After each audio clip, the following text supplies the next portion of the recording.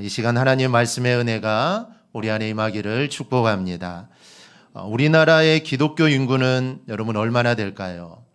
이 카톨릭을 포함하면 우리나라 기독교 인구의 비율이 전체 인구의 약 20%가 넘는다고 합니다. 사실 20%면 대단히 많은 비율을 차지하는 겁니다. 쉽게 말해 지금 이 주일 예배 시간인데 우리나라 인구 중 5명 중에 1명은 지금 예배당에 앉아 있는다라는 그런 뜻입니다. 이 정도면 기독교를 국교라고 해도 될 만한 그런 숫자입니다. 기독교 인구가 한 나라의 5분의 1이 되면 그 사회는 전체적으로 이 기독교적인 모습이 사실 나타나야 합니다. 신약 시대 이 바리새인들은 인구의 7%에 지나지 않았지만 그들은 당시 삶에 대한 모든 주도권을 쥐고 있었습니다. 그러니 인구가 20%가 기독교인이라면 사실 우리 사회는 곳곳에 기독교 문화가 있어야 한다라는 것이죠. 그렇다면 과연 우리나라는 어떨까요? 어떤 모습일까요? 초기에 기독교가 우리나라에 들어왔을 때, 즉 조선에 들어왔을 때 이 복음을 통해 일어났던 일들에 대해 함께 좀 나누고 그리고 말씀을 함께 살펴보려고 합니다. 이 황해도에 있는 작은 마을, 이 소래마을의 이야기입니다. 이 마을은 원래 특별한 것이 없는 평범한 농촌이었습니다. 사람들은 서로가 서로를 믿지 못하고 거짓말과 속임수도 흔했습니다. 술로 싸우는 일도 적지 않았던 그런 마을입니다. 이 마을에는 밤이 되면 꼭 하는 일이 있었습니다. 여러분 무엇일까요? 밤이 되면 무엇을 해야 할까요? 자야죠. 자기 전에 뭘 해야 되죠? 문을 잠가야 합니다. 문을 잠가야 하죠. 왜 문을 잠글까요? 사람이 무서워서입니다. 그런 이런 마을에 어느 날 한 사람이 외지에서 복음을 듣고 돌아왔습니다. 그럼 마을 사람들이 이렇게 말하죠. 예수라는 분이 계시는데 그분은 우리의 죄를 대신 지신 분입니다. 사람들은 야, 또 이상한 소리 한다라면서 그 사람을 비웃습니다. 그런데 이상한 일이 일어나기 시작합니다. 술에 취해 있던 그가 술을 끊고 남을 속이던 사람이 정직해지고 가족에게 화를 냈던 사람이 온유해졌습니다. 야, 저 사람 참 이상하게 변했다라고 사람들이 수군거리기 시작하죠. 그의 가족이 먼저 변했습니다. 그리고 이웃이 따라 변합니다. 몇 사람이 모여 성경을 읽고 기도하기 시작합니다. 점점 사람들이 늘어나더니 마을에 작은 교회가 세워지게 되죠. 시간이 지나면서 마을 전체가 달라졌습니다. 주일에는 장사를 멈추고 예배를 드립니다. 술집이 점점 사라지게 되죠. 싸움이 줄어듭니다. 서로 돕는 문화가 생기게 됩니다. 특히 사람들이 이렇게 말하기 시작합니다. 이 마을은 믿을 수 있는 마을이다. 예전에는 없던 말이었습니다. 가장 놀라운 변화는 이것입니다. 사람을 보는 눈이 달라졌다라는 것이죠. 신분보다 사람을 존중하게 되었고 가난한 사람을 돕기 시작했고 서로를 형제처럼 부르기 시작합니다. 어느 겨울밤이었습니다. 한 집의 아내가 남편에게 이렇게 말합니다. 오늘은 문을 잠그지 않아도 될 것 같아요. 남편이 조용히 문을 바라봅니다. 그리고 천천히 말하죠. 그래, 오늘은 문을 열어두고 자자. 그날 밤 그 집의 문은 처음으로 열려 있었습니다. 그리고 놀랍게도 아무 일도 일어나지 않았습니다. 도둑도 없었고 두려움도 없었습니다. 얼마 후 마을의 한 노인이 이렇게 말을 합니다. 나는 평생 사람이 무서워서 문을 잠그고 살았네. 그는 잠시 말을 멈추고 눈물을 닦았습니다. 그런데 이제는 문을 열고 산다네. 그리고 조용히 이렇게 말하죠. 예수가 들어오니까 사람이 달라졌고 마을이 달라졌네.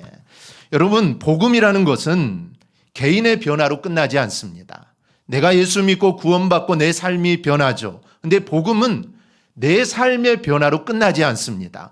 진짜 변화는 반드시 공동체로 이 변화가 퍼지게 됩니다. 한 사람이 바뀌면 가정이 변하고 가정이 바뀌면 마을이 변하고 마을이 변하면 결국은 나라가 바뀌게 됩니다. 여러분, 이 땅에 복음이 들어온 지 벌써 140년이 넘었습니다. 이 선교 보고서와 역사의 기록을 보면 1890년경 복음이 처음 들어왔을 때 이 나라의 기독교인은 약 1000명 정도 되었다고 합니다. 그런데 10년이 지난 1900년경 약 2만에서 3만 명으로 이 기독교인이 늘어나게 됩니다. 유래를 찾아볼 수 없었던 사실 폭발적인 이 부흥이었습니다. 그렇다면 성장한 기독교의 영향력 있던 모습들이 지금도 나타나고 있느냐라는 것이죠. 안타깝게도 그렇지 못합니다. 기독교 정신이 우리 사회에 빛을 발하지 못하고 있습니다. 오히려 반대의 일들이 더 많이 일어나죠. 기독교 인구는 많아졌지만 긍정적인 기독교 문화가 이 나라에 뿌리를 내리지 못하고 있다는 것은 기독교가 과연 올바르게 전파되었는가를 질문하게 만드는 겁니다. 그래서 오늘은 교회를 어떻게 하면 바르게 세워나갈 수 있을까에 대해서 함께 고민해 보려고 합니다. 교회라고 했지만 눈에 보이는 교회뿐만 아니라 진정한 의미에서 교회, 즉 우리 성도 우리 모두를 다 포함합니다. 이는 하나님의 나라를 어떻게 세워나가야 할까라는 말과도 같은 것이고, 우리가 하나님 믿는 사람인데 그렇다면 하나님을 믿는 자답게 우리는 어떻게 해야 하는가, 이런 질문도 같은 말이 됩니다. 그럼 교회다워지는 모습이 되려면 우리가 어떤 것들을 생각해 봐야 할까요? 오늘 본문에 그 답이 제시되어 있습니다. 에베소 교회에 보내는 이 사도 바울은, 편지를 보낸 바울은 11절에서 예수님께서 사도와 선지자와 복음 전하는 자와 목사와 교사를 세웠다라고 말을 합니다. 그러면서 그렇게 한 이유를 제시합니다. 요즘 말로 하면 목사와 전도사와 선교사를 세웠는데, 즉 교회 일꾼을 세웠는데 일꾼을 세운 이유를 밝힙니다. 그 이유를 12절에서 말씀합니다. 우리 12절 함께 보겠습니다. 이는 성도를 온전하게 하여 봉사의 일을 하게 하며 그리스도의 몸을 세우려 하심이라. 아멘. 교회 일꾼을 세운 이유를 세 가지로 이야기합니다. 성도를 온전하게 하는 것, 성도가 봉사의 일을 하는 것, 성도로 그리스도의 몸을 세우게 하는 것. 이 세 가지가 교회를 세우고 하나님의 나라를 세워간다라는 것입니다. 이해를 위하여 세 가지라고 말했지만 사실 이 세 가지는 하나로 묶여지는 겁니다. 그럼 본문을 통해 하나님의 나라답게 이 땅에서 우리의 모습을 세워나가는 모습을 우리가 세 가지로 나눠서 함께 살펴보겠습니다. 1단계는 성도를 온전하게 하는 것입니다. 바울은 12절에서 교회를 세우는 3단계를 제시한 이후에 그 각 단계를 좀 더 구체적으로 설명을 합니다. 성도를 온전하게 하는 것, 이에 대한 구체적인 방법은 13절, 14절에 나옵니다. 먼저 13절입니다. 하나님의 아들을 믿는 것과 아는 일에 하나가 되어 온전한 사람을 이루어. 여기서 온전한 사람이라고 했는데 과연 무엇이 온전하다는 것일까요? 온전하다는 말을 영어 성경으로 보면 mature라는 단어를 씁니다. 이 단어의 뜻은 성숙한이라는 의미입니다. 따라서 온전해진다. 성도가 온전해진다라는 말은 다른 말로 하면 성숙해지는 것이다라고 할 수가 있습니다. 그러므로 성도를 온전하게 하라는 것은 성도를 성숙한 모습이 되게 해야 한다라는 것입니다. 그럼 어떻게 성도를 성숙하게 할 수 있을까요? 13절에 그 방법이 제시되어 있습니다. 우리가 다 하나님의 아들을 믿는 것과 아는 일에 하나가 되어 온전한 사람을 이루어. 즉 하나님의 아들이신 그리스도를 믿는 것과 아는 것에 하나가 되어야 한다는 겁니다.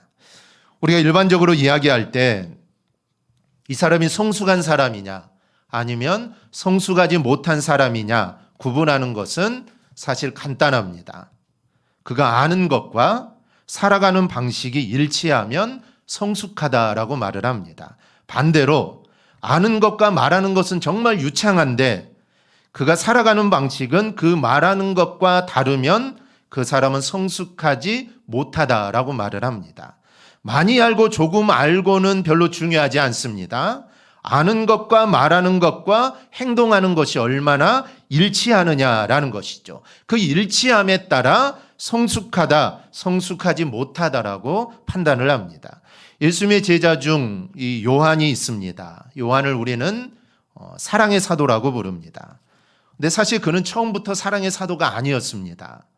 예수님이 붙여주신 별명이 있죠. 그 별명은 바로 우레의 아들이라는 뜻입니다. 즉 성격이 얼마나 급했으면 주님이 이런 별명을 지어주었겠습니까? 한 번은 사마리아 사람들이 예수님을 거절하자 요한이 이렇게 말하죠. 하늘에서 불을 내려 저들을 멸할까요? 이렇게 성격이 급했던 사람이 요한입니다. 즉 초기에 사도 요한은 이런 매우 급하고 매우 열정적인 사람이었죠. 그런데 그가 사랑의 사도가 됩니다. 원래 성격은 강했지만 그가 예수님과 함께하고 예수님의 말씀을 통해 그가 완전하게 변화가 된 것입니다. 그래서 그는 스스로를 예수께서 사랑하시는 제자, 자신을 향하여 자신에게 말을 하죠. 예수께서 사랑하시는 제자라고 표현했고 사랑에 대해 가장 깊이 기록한 사도입니다. 특히 요한서신에는 하나님은 사랑이시다라고 계속해서 이렇게 강조를 합니다. 그래서 요한은 말년에 서로 사랑하라라는 말만 이렇게 반복했다라고 합니다. 이 이야기는 성경에는 나와 있지 않지만 초대교회 전승에서 널리 전해 내려오는 매우 유명한 이야기입니다. 전에도 한번 말씀드린 내용입니다. 사도 요한은 나이가 많아졌을 때 그는 에베소 교회에서 지내고 있었습니다. 그는 너무 연로하여서 이제 걸을 수도 없어서 성도들이 들것에 실어 에베의 자리로 모셔왔다라고 전해집니다. 사람들은 기대를 하죠. 이제 마지막 사도의 입에서 어떤 깊은 말씀이 나올까? 사실 예수님의 제자 중에 장수한 사람은 요한입니다. 그 외의 사도들은 사실 일찍 다 순교를 하게 되죠. 그래서 예수님께 직접 배움을 받고 예수님의 얼굴을 보고 정말 예수님을 아는 사도가 이제는 사도 요한밖에 남아있지 않는 겁니다. 사람들이 그 예수님께 직접 말씀을 들었던 이 사도 요한이 예수님에 대해서 우리에게 무엇라고 말해줄까? 그 보았던 예수님, 그 예수님을 우리에게 뭐라고 이야기해 줄까? 사실 성도들은 많은 기대를 가지고 있었던 것이죠. 그런데 요한이 입을 열 때마다 하는 말은 단 하나였습니다. 자녀들아 서로 사랑하라. 다음 주에도 그 다음 주에도 요한은 늘 같은 말만 합니다. 같은 말이 계속되자 제자들이 묻습니다. 선생님, 왜 항상 같은 말씀만 하십니까? 우리는 더 많은 것들을 좀 듣고 싶습니다. 그때 요한은 천천히 눈을 들어 그들을 바라보며 이렇게 대답했다라고 전해집니다. 이것은 주님의 명령이다. 이것만 지켜도 충분하다. 사도 요한이 이렇게 말할 수 있었던 이유는 아마 그렇게 살았기 때문일 겁니다. 사실 그는 우레의 아들이었고 성격도 급했고 다혈질력이었고 정말 급진적이었지만 주님을 만나고 그는 모든 게 변해서 이제 사랑, 즉 사랑밖에 남아 있었던 게 없었던 것이죠. 그래서 그의 말년은 사랑이었습니다. 서로 사랑하고 사랑을 나누어주며 사랑을 설교하고 그런 삶을 살았기에 그의 마지막 말도 역시 사랑하라, 사랑하라였다라는 말입니다. 성숙한 사람은 많은 말을 하지 않습니다. 그러나 적은 말 속에서도 그 말한 대로 살아가는 모습이 사실 은연중에 나타납니다. 일부러 나타내는 것은 아니죠. 자연스럽게 드러납니다. 성숙한 인격을 바로 이루었기 때문입니다. 서론에서 기독교 인구가 20%인데 반해 사실 몰상식한 모습이 나타날 때가 종종 있습니다. 그런 모습을 보면서 기독교가 성숙했다라고 사실 말할 수가 없습니다. 왜냐하면 그런 모습은 성경에 나타난 그리스도의 모습이 아닙니다. 비상식적인 말들이 나오기 때문이죠. 뿐만 아니라 그런 말을 아무렇지나 않게 그리고 부끄럼도 없이 하는데 그런 말을 하면서 하나님을 들먹이면서 하는 것을 보게 됩니다. 그리고 뒤에서는 자신의 이익을 챙길 때가 많습니다. 무엇보다 그 입으로 흘러나오는 내용이 성경에서 말씀하는 예수 그리스도하고는 거리가 너무나 멉니다. 그리고 자신이 한 말과도 일치하는 행동을 보이지 않습니다. 그러면서 나는 기독교인이다. 나는 예수 믿는 사람이다라고 말을 합니다. 성숙이라는 말을 사실 붙일 수가 없다라는 것이죠. 우리가 성숙한 성도가 되는 방법은 하나님의 아들인 예수 그리스도를 아는 것과 믿는 것이 일치해야 합니다. 우리의 말과 행실에서 예수님의 주장하신 내용들이 은근히 드러나야 합니다. 즉 요한은 그렇게 산 것이죠. 주님은 사랑의 삶을 살았고 그래서 사도 요한의 삶을 통해 늘 사랑이 묻어났던 겁니다. 그래서 그의 입술에서도 사랑하라, 그의 삶의 모습에서도 누군가를 사랑하는 모습이 나왔던 것입니다. 대놓고 떠벌리고는 내용은 하나도 없는데 그런 모습이 아니라 드러내지 않는 것 같으면서도 그리스도의 정신이 이루어져야 합니다. 이런 모습이 바로 성도가 성숙해지는 것이고, 이런 모습이 바로 교회를 세워나가는 여러분 첫 번째 단계입니다. 예수님을 아는 것은 다른 것으로 이루어지지 않습니다. 성경을 봐야 합니다. 성경을 자주 보다 보면 예수 그리스도의 정신이 사실 우리 안에 자리를 잡게 됩니다. 그리고 그것과 일치하는 삶의 모습을 보이게 됩니다. 여러분, 성경을 보지 않으면서 그리스도를 아는 것과 믿는 것에 하나가 되는 것, 이거는 사실 우리가 바랄 수 없습니다. 우리의 삶 속에서 언제나 성경이 떠나지 않게 해야 합니다. 이것은 성경을 많이 알고 많이 이야기하라는 게 아닙니다. 언제나 성경을 가까이 함으로 우리의 생각 속에서 성경에서 이야기하는 예수님의 삶의 모습이 우리의 것이 되도록 해야 된다라는 것이죠. 예수님에게 우리가 영향을 받아야 하는 것입니다. 공부를 하는 것과 동일합니다. 공부를 하는 것과 동일합니다. 우리 자녀들 다 공부를 하죠. 저희 두 딸도 이제 임용을 준비하기 위해 공부를 합니다. 공부를 열심히 하는데, 공부를 하게 되면 이제 유아 공부를 하기 때문에 아이들을 대할 때 어떻게 대해야 되는가를 종종 이야기합니다. 그렇게 이야기할 수 있는 것은 그와 관련된 공부를 하기 때문이죠. 그래서 우리가 모르는 것들을 알게 되는 것입니다. 성경을 가까이 하는 것도 마찬가지입니다. 성경을 가끔씩 보는 게 아니라 마치 성경이 내 몸과 하나가 되듯이 늘 성경을 가까이 두고 늘 수시로 성경을 읽고 마치 성경이 내 것이냐, 아이들이 공부할 때 그 공부한 책을 떠나지 않고 오전에도 공부하고 오후에도 공부하고 저녁에도 공부하고 매일매일 오늘 내일 계속 공부하듯이 우리가 성경을 가까이 하고 성경을 읽고 또 읽고 가까이 할 때 그 성경 속에 나타나 있는 예수님의 그 말씀, 예수님의 언행, 예수님의 행동들이 우리의 삶을 통해 자연스럽게 드러나게 되는 것입니다. 즉, 사랑하라는 말씀을 계속 읽으면 우리의 삶을 통해 사랑을 하게 되는 것이죠. 복음을 전하라, 계속해서 그 말씀을 읽게 되면 우리의 삶을 통해 복음을 전하며 살 수밖에 없게 되는 겁니다. 왜냐하면 그 말씀이 내 것이로 되어 있기 때문에 그런 삶이 자연스럽게 내 삶을 통해 나타나게 된다라는 것이죠. 오늘 본문은 우리가 이렇게 하나님의 아들을 아는 것과 믿는 것에 하나가 될 때 우리가 그리스도의 장성한 분량이 충만한 데까지 이른다고 말을 합니다. 즉, 우리 안에 예수 그리스도가 충만하게 채워진다라는 것이죠. 그러면 우리는 어떤 시련과 혼란이 있더라도 14절 말씀과 같이 어린아이처럼 이리저리 밀려다니지 않는다고 합니다. 그럴 때 하나님의 나라가 세워지게 되는 것이고 우리가 더욱 성도다워지고 우리가 더욱더 교회다워지는 것입니다. 이 사실을 기억하고 우리가 하나님을 아는 것과 믿는 것에 하나가 되어서 대강교회를 온전히 세워나가는 우리 모두가 되기를 축원합니다. 두 번째 단계는 성도가 봉사의 일을 하는 것입니다. 온전한 성도는 사실 가만히 있지 않습니다. 스스로 봉사일을 합니다. 봉사일을 하는 게 교회를 세우는 두 번째 방법입니다. 우리는 봉사라고 하면은 원래 내 자리, 내가 할 일이 아닌데, 원래 내 자리, 자기 일이 아닌데 특별히 내가 시간을 내서 하는 것을 봉사라고 생각을 합니다.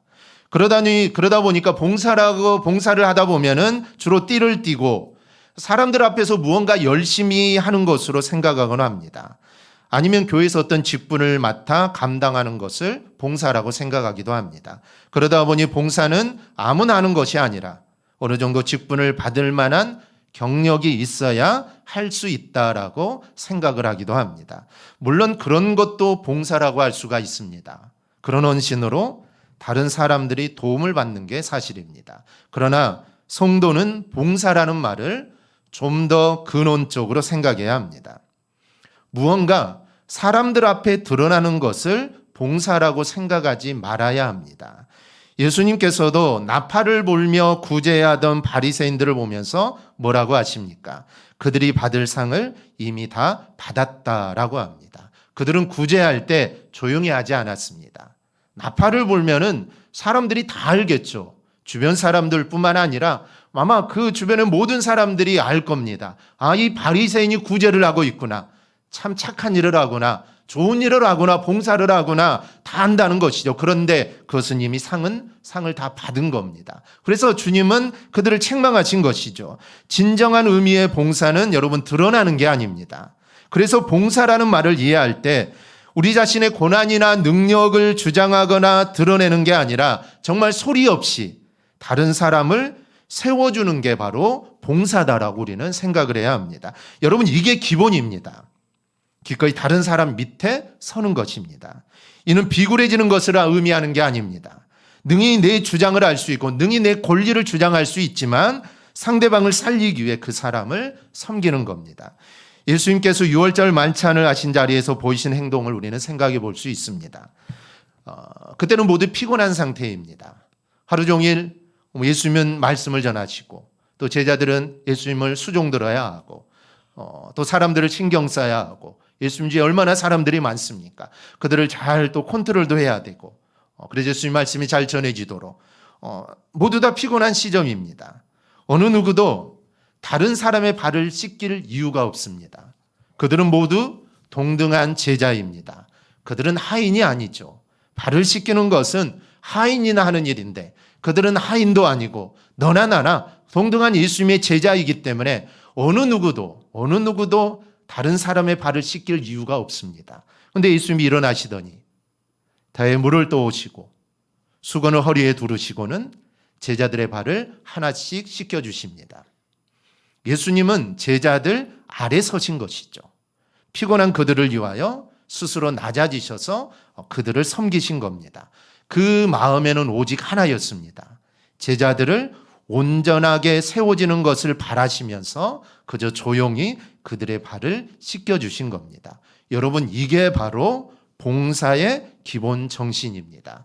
그럼 봉사의 일을 하는 게 어떤 것인지 본문에서는 뭐라고 하고 있을까요? 15절에서 이렇게 말씀합니다. 오직 사랑 안에서 참된 것을 하여. 우리가 선 자리가 어디든지 그 자리에서 만나는 일을 사랑하여 그를 살리는 마음으로 그를 섬기는 것을 의미합니다. 그의 영혼이 서는데 필요한 것을 소리 없이 도와주는 것, 이게 바로 봉사라는 것이죠. 이 드러나지 않아도 됩니다. 아니, 드러나지 않아야 합니다. 사실 봉사라는 것은 드러나지 않아야 합니다. 그게 더 바람직합니다. 누가 알아주지 않아도 조용히 그 사람을 세워주는 역할을 감당하는 것이죠. 그리고 그것을 반드시 사랑 안에서 하라는 것입니다. 놀라운 것은 그렇게 사랑함으로써 누군가를 세우기 위해 봉사 일을 하면 어떤 일이 이루어집니까? 먼저는 상대방을 세우는 결과를 나타납니다. 달리 표현하면 그리스도의 사랑이 이루어지는 것이죠. 내가 그 사람을 사랑하는 마음으로 그 사람이 봉사하고 세워주었는데 그 사람이 세워지게 됩니다. 즉 그리스도의 사랑이 이루어진 것이죠. 그리고 거기에 멈추지 않습니다. 더 나아가 그렇게 봉사한 나 자신에게 돌아오는 것이 있습니다. 15절입니다. 오직 사랑 안에서 참된 것을 하여 범사에 그에게까지 자랄지라. 그렇게 함으로써 모든 일에서 그리스도에게까지 바로 자라게 된다는 것이죠. 우리가 다른 사람을 섬기는 일이 우리 자신을 그리스도에게까지 자라게 하는 밑거름이 된다는 것을 여러분 잊지 않기를 바랍니다. 그래서 봉사는 다른 사람만을 위한 게 아닙니다. 어찌 보면 이 봉사는 나를 위한 것입니다. 정말 내가 그리스도에게까지 자라나는 것, 그 자라나게 하는 밑거름이 되는 게 바로 봉사다라는 것이죠. 그래서 교회 안에 이 봉사는 참으로 중요합니다. 우리가 신앙생활을 하고 우리가 믿음을 가지고 이제 예수를 믿어가기 시작합니다. 그러면 반드시 봉사의 자리에 서야 합니다. 여러분, 그래야 우리의 믿음이 자랍니다. 봉사의 자리에 서지 못하고 그저 예배만 드리고 왔다 갔다 하는 그 믿음, 사실 자라기가 어렵다라는 것이죠. 그래서 맡겨주신 일들, 하나님이 나에게 맡겨주신 일들에 최선을 다해 봉사함으로 그 봉사가 결국 다른 일을 세우기도 하지만 나를 세워서 내 믿음이 자라고 내 믿음이 성장하는 밑거름이 된다라는 것입니다. 우리가 조용히 다른 사람을 섬기다 보면 그 안에서 하나님을, 그리스도를 느끼게 됩니다. 주님 우리에게 이렇게 말씀합니다. 내 형제 중 지극히 작은 자 하나에게 한 것이 내게 한 것이라. 눈에 보이는 작고 연약한 사람을 어떻게 대하느냐가 곧 하나님을 어떻게 대하느냐와 같다라는 겁니다. 굶주린 이에게 음식을 주고 또 목마른 사람에게 물을 주고 외로운 사람을 찾아가고 힘없는 사람을 돌보는 그 모든 행동이 단순히 선행이 아니라 이 모든 것들은 주님께 드리는 사랑이고 주님을 섬기는 것이다라는 의미입니다. 결국 주님을 섬기게 되면 어떻게 됩니까? 내가 그리스도에게까지 자라게 됩니다. 그렇게 함으로써 교회가 온전하게 세워지게 됩니다. 사랑하는 성도 여러분, 봉사의 일을 잘 감당하는 저와 여러분이 되기를 축복합니다. 하나님께서는 우리 모두에게 주신 봉사의 자리가 있습니다. 어떤 이는 목사로, 어떤 이는 장로로, 권사로, 집사로, 성도로, 그 외에 교회에서 하나님 맡겨주신 자리가 있습니다. 그 모든 자리는 다 봉사의 자리요, 섬김의 자리입니다. 목사도 설교로 성도들을 섬기는 겁니다. 직분마다 고유의 섬김의 자리가 있습니다. 그 자리에서 각자의 주신 섬김을 잘 감당할 때 교회가 온전히 세워지게 됨을 믿습니다. 그 봉사의 직분을 잘 감당해 나가는 저와 여러분이 되기를 축복합니다. 3단계는 그리스도의 몸을 세우는 것입니다. 그리스도의 몸을 세우는 것에 대해 16절에서 이렇게 말씀합니다. 우리 함께 보겠습니다. 그에게서 온몸이 각 마디를 통하여 도움을 받음으로 연결되고 결합되어 각 지체의 분량대로 역사하여 그 몸을 자라게 하며 사랑 안에서 스스로 세우느니라. 아멘. 여기 핵심이 되는 개념은 두 가지입니다. 하나는 각자의 분량대로, 그리고 또 하나는 연합입니다. 그리스도의 몸을 세우는 것은 하나님이 우리를 부르실 때 전부 각자에게 맞는 무언가를 맡기신 것을 감당하는 겁니다. 각자에게 맡기신 것이 바로 분량대로 역사할 재료이고 바로 분야입니다. 하나님은 아무것도 주시지 않고 우리를 부르시지 않습니다. 우리가 깨닫지 못해서뿐이지 각자에게 딱 맞는 것을 맡기시고 우리를 부르십니다. 우리는 그것을 발견해야 합니다. 그걸 발견하고 그것으로 무언가를 발현하기 위하여 우리는 기도해야 합니다. 기도하며 또한 찾아야 합니다. 그리고 하나님께 맡기실 때는 분량대로 맡기십니다. 즉 감당할 만한 것을 맡기신다는 것이죠.